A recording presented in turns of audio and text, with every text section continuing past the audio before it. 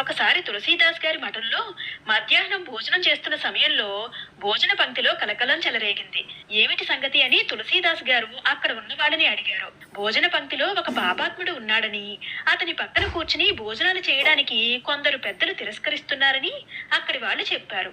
పాపాత్ముడు అని చెప్పబడుతున్న వ్యక్తిని నా దగ్గరికి తీసుకురండి అన్నారు తులసీదాస్ గారు. నాయనా, జై శ్రీరామ్, జై శ్రీరామ్, జై శ్రీరామ్ అని 3 సార్లు జపించు అనగానే వెంటనే ఆ వ్యక్తి జై శ్రీరామ్, జై శ్రీరామ్, జై శ్రీరామ్ అని 3 సార్లు పఠించాడు. పరమశివుడు ఎల్లవేళలా జపించే రామనామం పఠించాడు కాబట్టి ఈ వ్యక్తి పాపాలన్నీ తొలగిపోయాయి.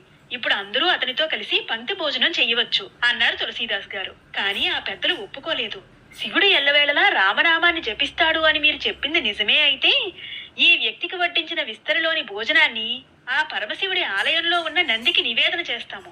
నందీశ్వరుడు అంగీకరిస్తే